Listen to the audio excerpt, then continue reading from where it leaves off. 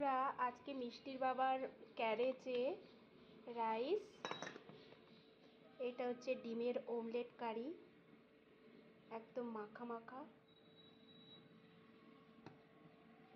আর যেটা বানালাম করলার, পেঁয়াজ, টমেটো, রসুন। চলো বন্ধুরা, মিষ্টির বাবার জন্য একটা করলার রেসিপি তৈরি করেছি, যেটা আগেও আমাদের ঘরে প্রায় দিনই হয়ে থাকে। সেটা আজকে আমি তোমাদের সঙ্গে শেয়ার করব।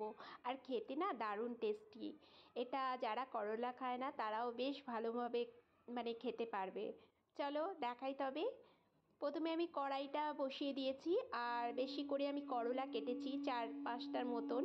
এই করলাটা না বেশি খেতে ভালো লাগে, ওই জন্য আমি সবসময় বানানোর সময় একটু বেশি করেই করি। মিষ্টির বাবা আর আমিই খাবো, মিষ্টি তো স্কুলে চলে গেছে। আর এই তরকারিটা একদম সর্ষে তেলেই করব। আর এই তরকারিটাতে না তেলটা একটু 1 চামচ বেশিই লাগবে। আমি সর্ষের তেল পরিমাণ মতন দিলাম।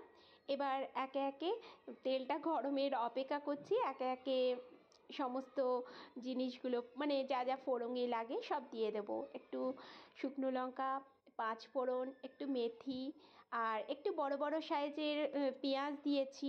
পেঁয়াজগুলো একটু বড় বড় দিলে কি রান্নাটায় টেস্ট আসে।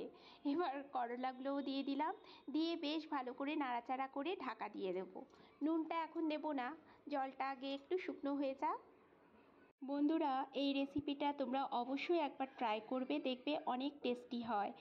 যারা করলা খাও না তারাও খাবে। একটু ভাজা ভাজা হয়ে গেছিলো, আমি এবার নুন, হলুদ, জিরে গুঁড়ো, ধনে গুঁড়ো, লঙ্কা গুঁড়ো, সমস্ত ঘরোয়া যা মশলা থাকে একটু একটু করে দিয়ে দেবো। আর একটা বড় সাইজের টমেটো কেটে রেখেছিলাম সেটা দেবো, আর বেশি করে কাঁচা লঙ্কা দেবো।